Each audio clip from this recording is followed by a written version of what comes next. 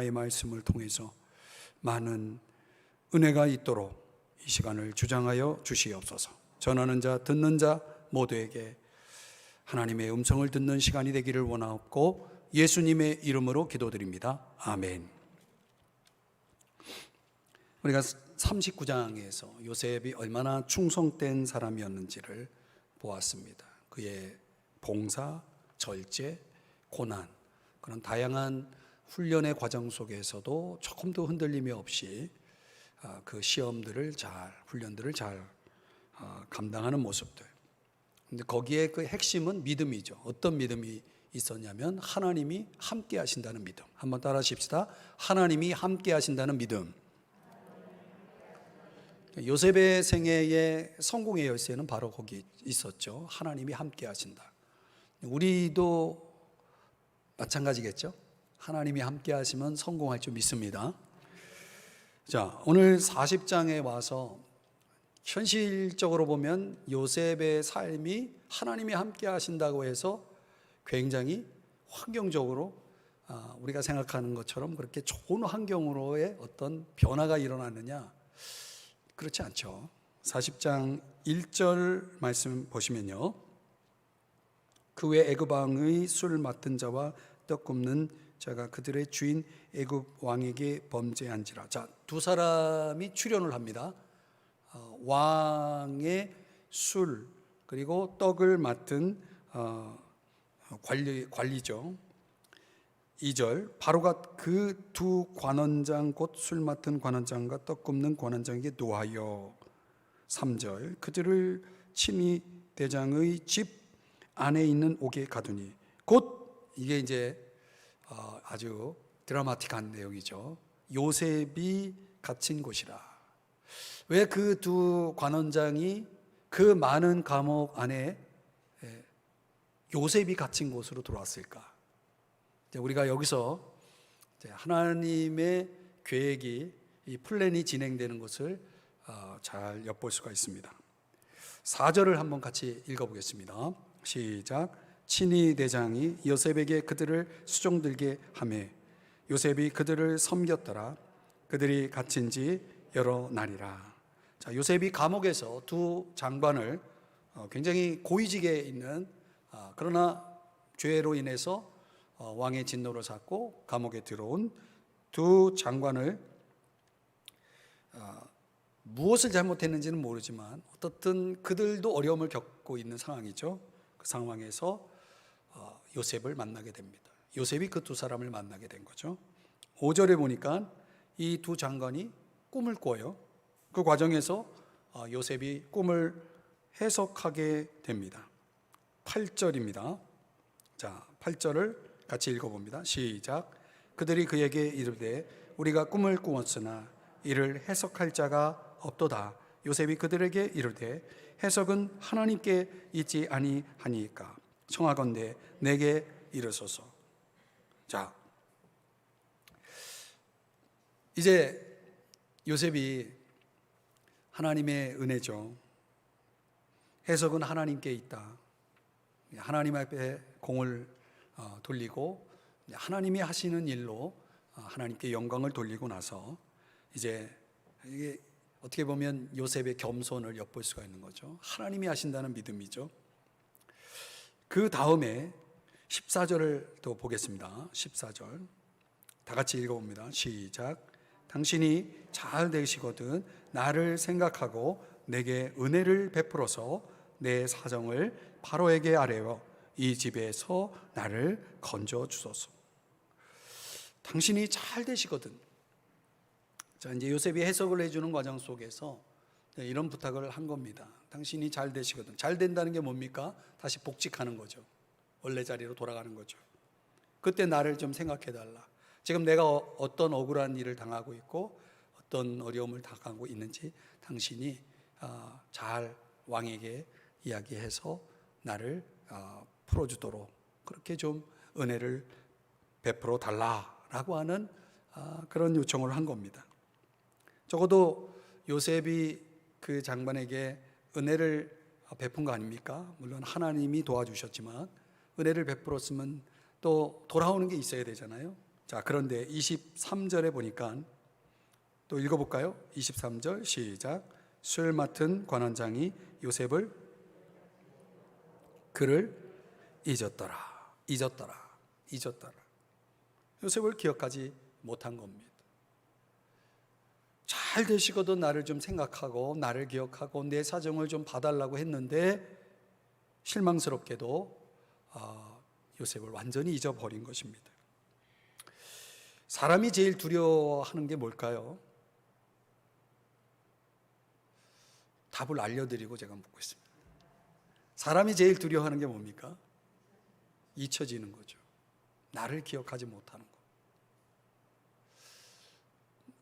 어느덧 그런 현실이 나에게 정말 경험이 되면 견딜 수 없는 거죠. 사람들이 나를 기억해 주지 않는 것이 사람에겐 참 두려운 겁니다. 요셉이 얼마 동안 잊혀졌습니까? 41장 1절에 보면은 2년 동안 잊혀진 겁니다. 2년 동안. 전혀 기억을 못하고 있는 거예요. 사람이 잘 되면 이런가 봐요. 그 이전에 있던 일들을 그냥 새카맣게 잊어버리고 있었던 거죠. 요셉이 생각할 때는 분명히 복직이 됐을 텐데 왜 소식이 없냐 말이죠. 오늘 기다려보고 또 내일 기다려보고 또 한 달 후 기다려보니 계속 기다려도 아무 소식이 없는 거예요. 아마 요셉은 분명히 그런 생각을 했을 거예요. 에휴, 사람이 다 그렇지 하며 자기가 분명히 부탁한 거 또 그 약속을 받았을 텐데 그거를 이렇게 잊고 있는 모습을 보면서 사람에 대한 큰 실망감을 가졌을지 모르겠습니다. 그런데 그러면 마음의 상처가 되잖아요. 정서적으로 안 좋거든요. 그럼 얼마나 그 스트레스가 되겠어요. 괘씸한 놈 하면서 그 사람 생각만 할수록 그냥 속이 터지고 막 소화도 안 되고 막 그럴 거 아닙니까? 요셉이 만약에 그렇게 됐다면 정서적으로 상당히 큰 타격을 받았을 것이에요. 그런데 본문의 흐름상 또 이 문맥상 요셉이 그런 데미지를 받았다는 흔적이 없어요. 사람이 잊었어요. 잊었나 보다. 거기서 끝나지 않고 사람이 잊었지만 바로 이것을 요셉은 어떻게 해석하냐면 하나님이 뭔가 뜻이 있겠구나. 하나님 관점으로 해석을 해버리는 거예요. 해석은 누구에게 있다고 그랬어요? 요셉이? 하나님께 있는 거죠. 우리 삶에 일어나는 모든 것도 결국은 하나님께 있다라고 하는 것을 요셉은 너무나 잘 알고 있었던 거죠. 그런 믿음이 있었던 거예요. 어떤 하나님의 어떤 주권적인 또 섭리적인 어떤 뜻 가운데에서 요셉은 2년이라는 세월을 2년이라고 정한 것도 아니에요. 그냥 묵묵히 그 주어진 상황 속에서 그런 것들을 잘 견뎌냈던 거죠. 그것을 시편 기자는 시편 107편에서 이렇게 이야기를 하고 있습니다. 제가 읽어드릴게요. 여러분들에게 PPT를 마련하지 못했기 때문에 제가 말씀을 읽어드리면 그가 한 사람을 앞서 보내셨으며 요셉이 종으로 팔렸도다. 18절 그의 발은 착고를 차고 그의 몸은 쇠사슬에 매였으니 19절 곧 여호와의 말씀이 응할 때까지라 그의 말씀이 그를 단련하였도다. 하나님의 말씀이 그의 삶 속에 온전히 이루어질 때까지는 요셉에게는 인간적으로는 세상적으로는 풀리는 게 없는 거예요. 계속 꼬이고 막히고 안 되고 이런 상황이 계속 지금 이어지고 있는 거죠.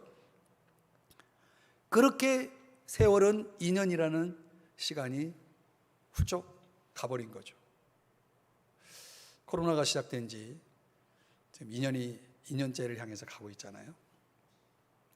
저는 왜 그렇게 자꾸 연상이 되는지 모르겠어요. 2년이라는 이 시간이 모든 사람들에게 마치 잊혀진 것처럼 흘러가고 있죠. 그의 삶이 2년이라는 시간 안에 준비되고 있었다는 거예요. 하나님이 생각하는 준비. 그래서 하나님은 다시 그를 끄집어 내시죠.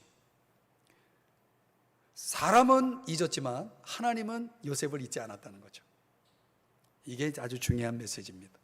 사람은 잊을 수 있지만 하나님은 결코 요셉을 잊어본 적이 없어요. 항상 보고 계셨고 항상 기억하고 계셨어요. 잘 되시거든 나를 생각해 달라는 말을 한 것도 하나님은 기억하고 계셨어요. 하나님 모르는 게 없어요. 다 알고 계셨어요. 인간적으로 배신당한 것도 다 보고 계셨어요. 그럼에도 불구하고 요셉에게는 유리한 쪽으로 흘러가지 않았어요. 중요한 건 하나님 편에서는 어떻든 섭리적인 역사 가운데 2년이라는 세월을 요셉이라는 이름을 지어버렸다는 거죠. 그렇다고 하나님은 죽어 계신 게 아니잖아요. 어디 가 계신 게 아니잖아요. 하나님은 함께 계셨다는 것이죠. 그러면 이런 2년이라는 세월을 요셉의 편에서 볼 때 형통이라고 말할 수 있을까? 여러분 어떻게 생각하십니까? 우리가 39장에서 해석한 대로 사람에게 잊혀진 것도 요셉에겐 형통이에요. 그게 요셉의 삶의 대반전을 가져오는 중요한 포인트가 됐다는 것이죠. 나중에 41장 9절에 가보면 그 술 맡은 관원장이 복직한 그 관원장이 나중에 그런 말을 해요. 내 죄를 이제야 내가 기억합니다. 그 죄는 무슨 죄예요? 인간적인 배신, 은혜를 망각한 배신. 그 죄를 기억했다라고 하는 거예요. 왜 그 순간에 기억했을까? 그게 하나님의 섭리라는 거죠. 그런 면에서 보면 우리가 이 40장에서 반드시 배워야 할 교훈은 뭐냐면 하나님에 대한 신뢰입니다.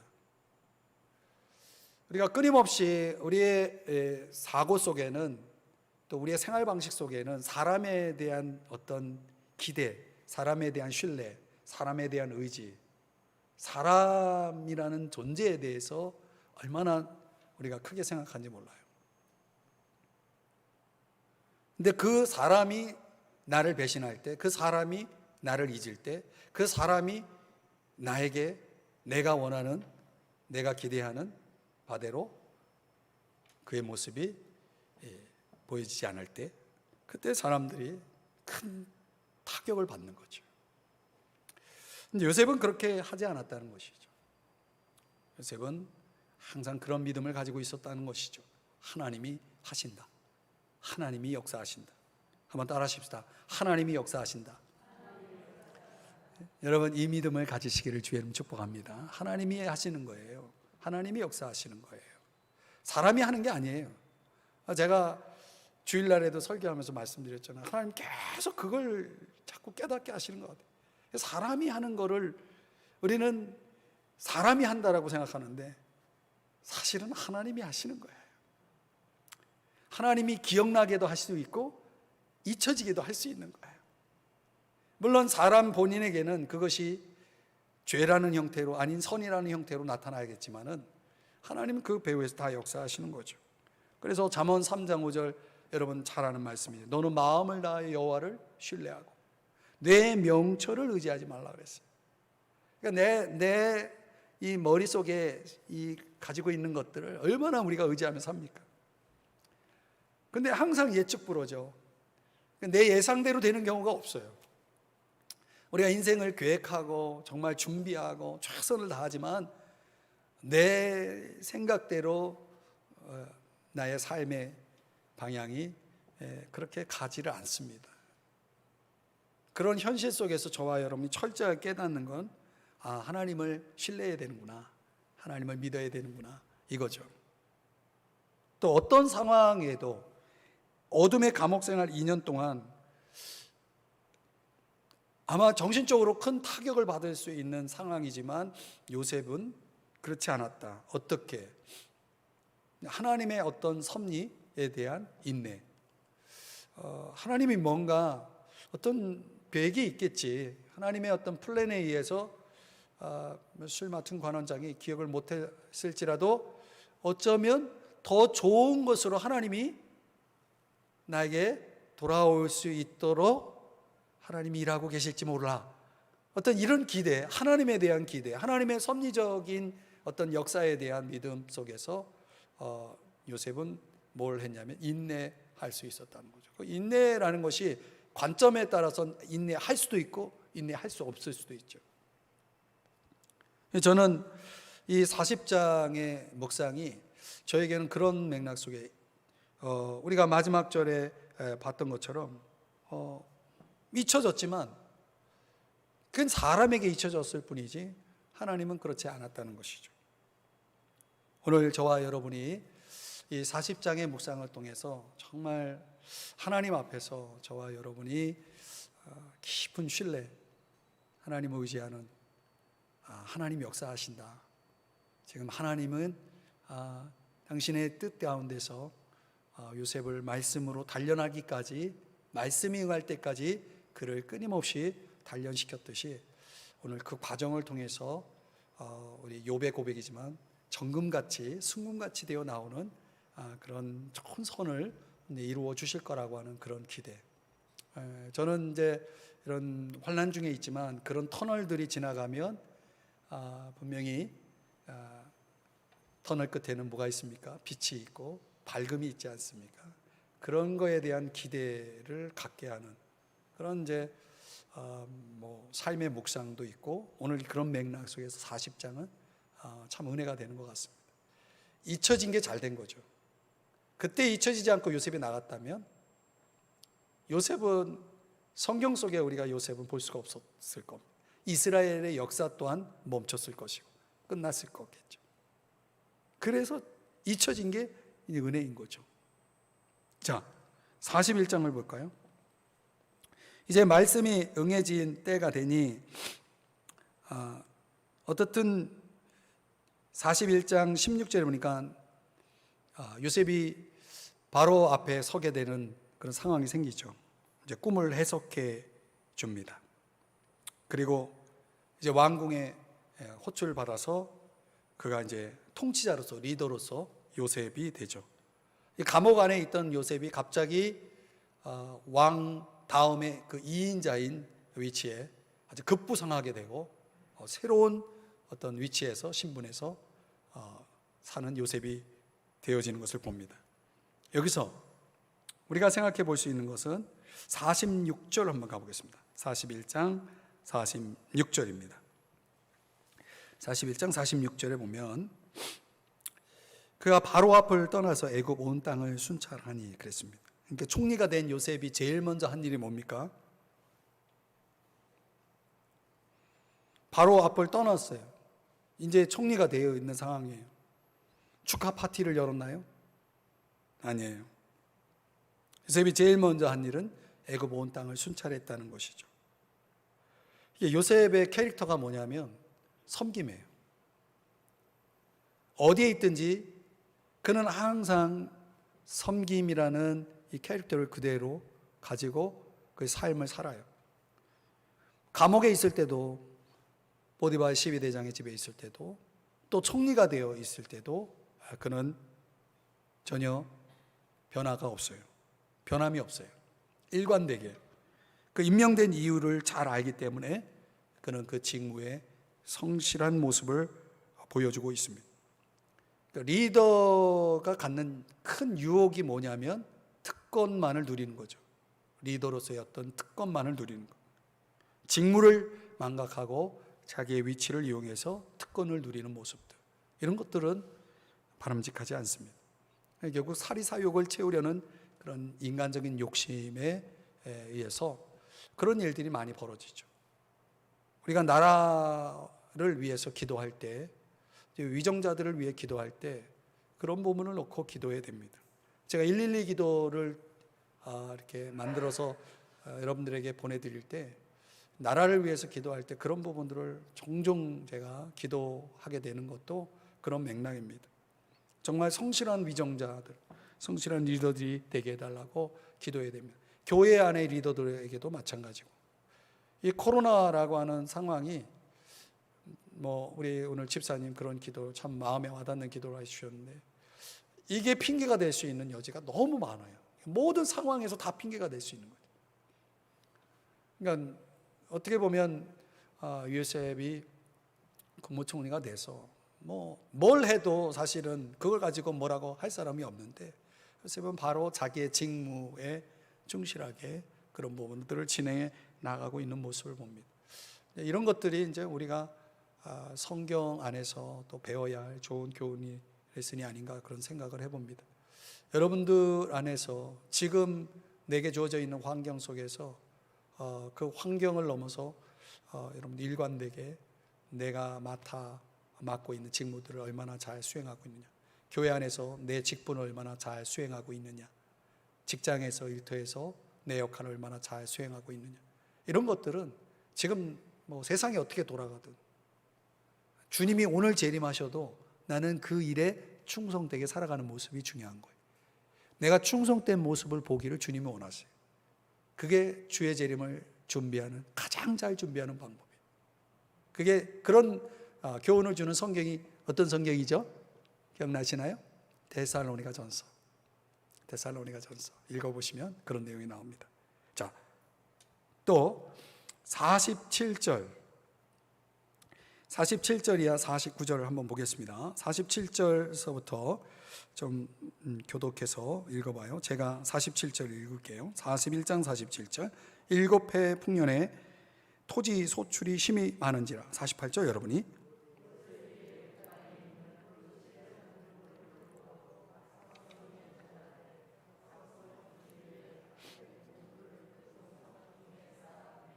(49절) 다 같이요. 쌓아둔 곡식이 바다 모래같이 심이 많아 세기를 그쳤으니 그 수가 한이 없음이었더라. 아멘. 자, 이 7년 풍년은 하나님의 계시였죠. 7년 풍년이 있고, 그리고 또 7년 흉년이라고 하는 것을 이제 대비해야 된다.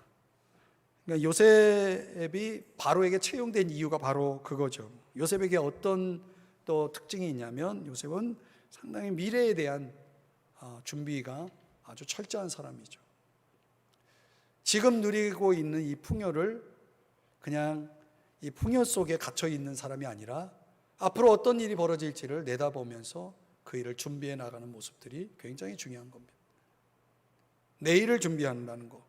물론 내일의 주인이신 하나님이 우리와 함께 하시기 때문에 우리가 맡기고 믿음으로 살고 있지만은, 그러나 우리의 역할이, 그 믿음이 우리의 역할을 제거하지는 않습니다. 제외시키지 않는다는 거죠.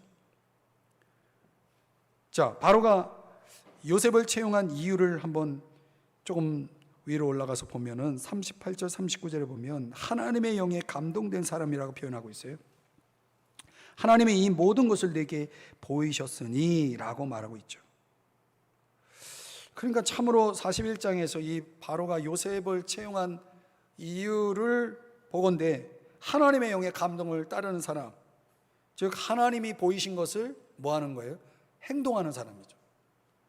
그러니까 우리가 정말 말씀 생활을 하고 기도 생활을 하면서 하나님이 우리에게 많은 감동과 은혜를 주셔서 그거를 우리가 가지고 살아가지만 그냥 감동으로 끝나는 사람들 많죠. 감동하고 그리고 그 다음이 넥스트가 없는 사람들. 우리가 아무리 은혜를 받으면 뭐합니까? 그걸로 끝날 수도 있는 거죠. 그걸로 끝나면 그 은혜는 어떻게 보면 그 은혜를 우리가 제대로 누리고 활용하지 못한다면 하나님은 그 은혜를 또 거두시지 않겠습니까? 그러니까 하나님께서 우리에게 주시는 은혜를 고린도후서에 보면은 8장 9장에 보면 그 부요함을 통해서 다른 이들을 부요케 하라고 주시는 거죠. 그게 원리잖아요. 대원리잖아요. 흘러가는 거. 그죠? 흘러가는 거거든요. 흘러가지 않으면 고이죠. 고이면 썩게 돼 있는 거예요. 그러니까 더 이상 은혜가 될 수가 없는 거죠. 그러니까 요셉은 하나님이 보여주실 뿐만 아니라 보여주신 것을 따라가는 사람이었다. 신앙은 이런 원리를 우리가 잘 터득하고 따라가는 것이 중요합니다. 하나님 많은 것들을 부어주셔도 그 부어주신 것에서 멈추는 사람들, 그런 사람들은 오히려 하나님의 그 은혜를 제대로 누리지 못하는 사람들이 되겠죠. 저는 그런 면에서 현재는 영어 단어로 present라고 하는 단어 쓰잖아요. present라고 하는 단어는 현재라는 뜻도 있지만 선물이라는 뜻도 있더라고요. 그러니까 오늘 하나님이 내게 주신 하루는 현재지만 곧 선물이죠. 그 선물은 값없이 우리에게 주어지고 또 주어지는 것이지만 우리가 그거를 선물을 항상 감사하면서 우리가 즐길 수 있어야 되겠죠. 그러니까 주어진 축복들을 즐길 때 주의할 것은 낭비는 하지 말아야 한다는 것입니다. 오늘이 전부가 아니기 때문에 그렇죠. 그래서 저는 이 요셉에게서 우리가 배워야 할 것은 미래를 보는 안목이다. 우리가 좋게 얘기하면 이걸 비전이라고 말하죠. 잠언 29장 18절에 보면 묵시가 없으면 백성이 방자히 행하거니와 그랬어요. 항상 마음에 목표를 갖고 꿈을 갖고 비전을 갖고 나가는 것이 중요하죠. 하나님이 주신 꿈을 우리는 고상한 단어로 비전이라고 말을 합니다. 비전. 말씀적인 거는 계시라고 말한다면 하나님이 그 말씀 안에서 내게 갖게 하시는 꿈, 그걸 우리는 비전이라고 말하죠. 하나님의 꿈이 비전입니다. 그런 비전을 가지고 살아가는 사람들은 결코 방자히 살아갈 수가 없어요.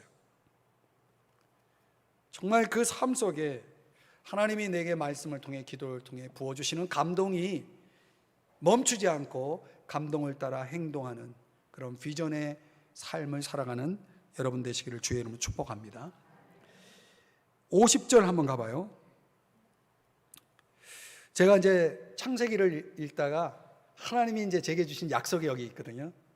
51절, 52절인데 우리 한번 교독해서 또 읽어보겠습니다. 제가 50절, 여러분이 51절. 흉년이 들기 전에 요셉에게 두 아들이 나되 곧 온의 제사장 보디베라의 딸 아스낫이 그에게서 낳은지라. 51절 여러분이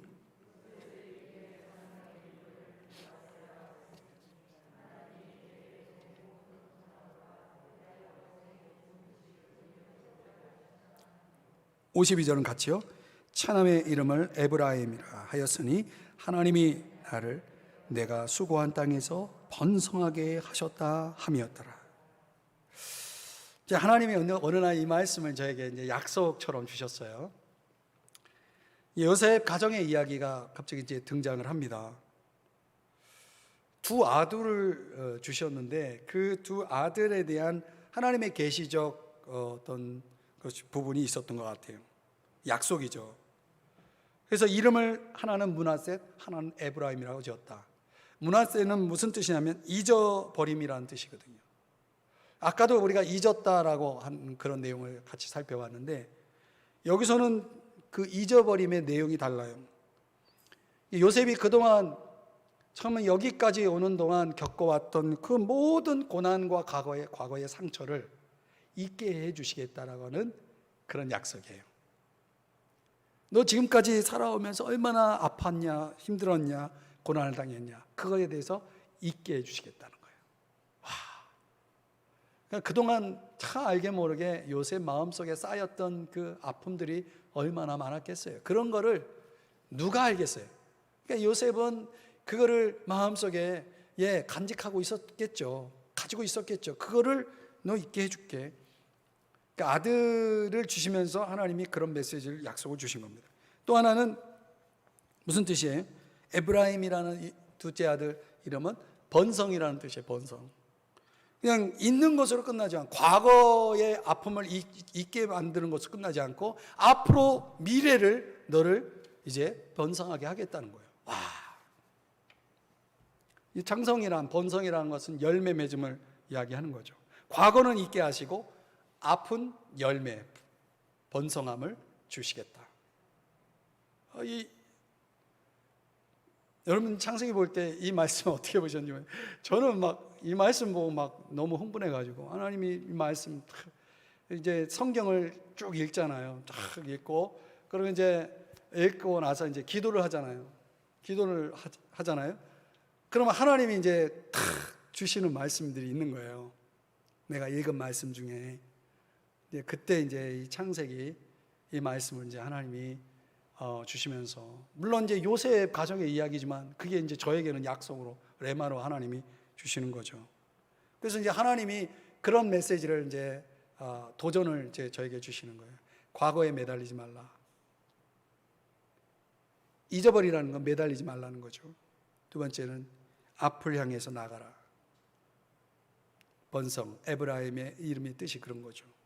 그러니까 인생이 이 두 가지의 맥락 속에서 벌어져야 됩니다. 과거는 잊어야 됩니다. 미래는 향해 나가야 됩니다. 그게 이제 우리가 살아가는 삶의 방식이어야 된다. 그러니까 그런 거 안에서 우리가 살아가면 정말 하나님께서 우리의 인생 가운데 펼치실 일들이 얼마나 많이 있겠습니까? 어떤 사람들은 너무 과거적으로 살아가고, 어떤 사람은 너무 과거도 없고 현재도 없고 미래만 생각하고, 이게 불균형이죠. 저는 이제 두 가지에 대한 정리가 그런 차원에서 요셉이 우리에게 그 모습을 보여주는 것 같습니다. 마지막으로 한 가지만 더 좀 보고 싶은 것은 56절과 57절입니다. 56절은 제가, 57절은 여러분이 읽어봅니다. 온 지면에 기근이 있음에 요셉이 모든 창고를 열고 애굽 백성에게 갈새 팔세 애굽 땅에 기근이 심하며.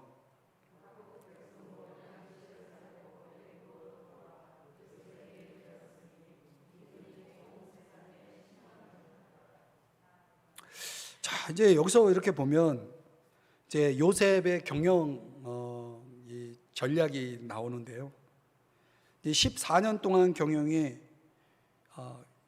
풍년이 있고 흉년이 있는데, 이 14년을 어떻게 이렇게 경영을 하느냐에 따라서 나라의 흥망이 다 달려 있잖아요. 근데 참 이런 위정자들이, 요셉과 같은 위정자들이 참 우리 시대에 필요하지 않습니까?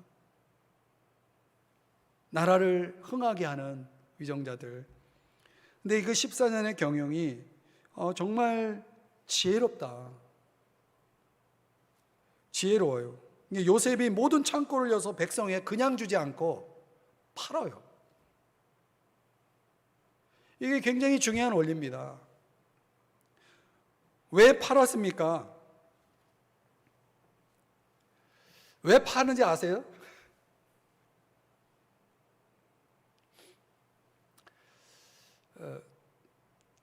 그냥 주면 낭비하니까.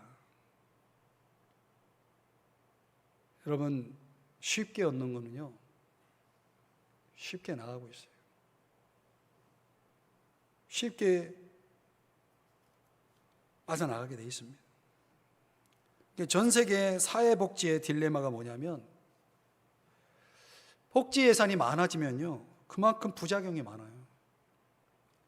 제가 어떤 공무원 통해서 들은 얘기인데요, 눈먼 돈이 그렇게 많다는 거예요. 눈먼 돈이라는 거 난 무슨 말인지 못 알아들었어요. 눈먼 돈이라는 게 뭐냐 그랬더니 그런 게 있대요. 나중에 알려주더라고요. 요셉은 정말 백성을 지혜롭게 이끄는 사람이었습니다. 저는 지금 정치 얘기를 하는 게 아니거든요. 우리나라의 어떤 정치적인 문제들 거론하는 게 아니라, 정말 요셉이 국무총리가 돼서 나라를 이끌어갈 때 그 14년 안에 나라의 운명이, 애굽의 운명이 결정되는데 얼마나 지혜로웠느냐, 백성들을 어떻게 이끌을 때 백성들도 살고 나라도 사느냐를 정말 지혜롭게 잘 풀어냈다. 이게 이제 이런 것들이 성경의 지혜가 또 우리의 현실 속에, 우리 사회 속에, 우리의 삶 속에 필요하다는 거죠. 그러니까 어떤 면에서는 자녀들을 향해서 우리가 막 거저주잖아요. 자녀들에게도 막 베풀고 막 주고. 근데 자녀들이 고마운 줄 몰라요. 아니, 다 그런 건 아니고, 또 여러분 또 심각하셔가지고, 다 그런 거 아니고, 어떤 자녀들은 정말 고마운 줄 몰라요. 다 해주니까.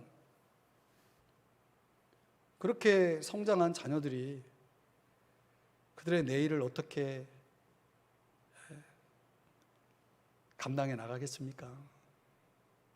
부모가 없을 때 부모 없이 그가 홀로 서기를 할 수 있을까요?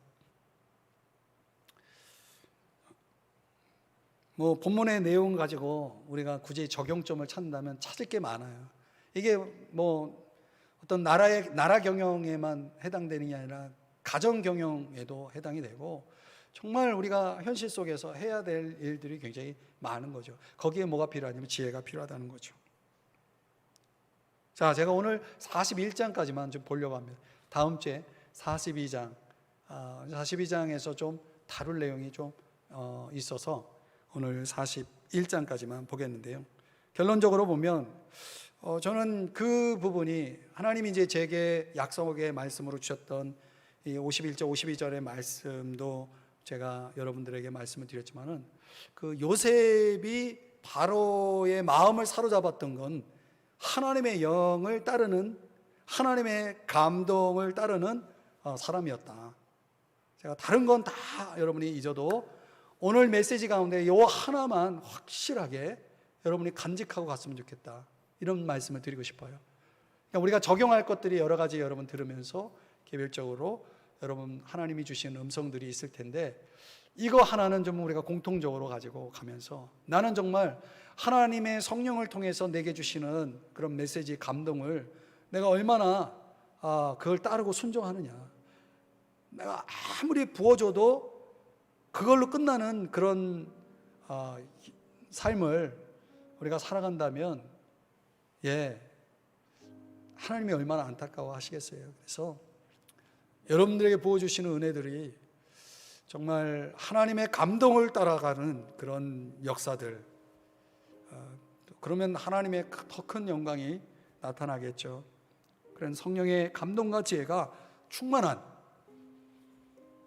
저와 여러분, 초대교회 성도들처럼 말이죠, 그런 우리 모두가 되어지기를 주님의 이름으로 축복합니다. 제가 잠깐 기도하겠습니다.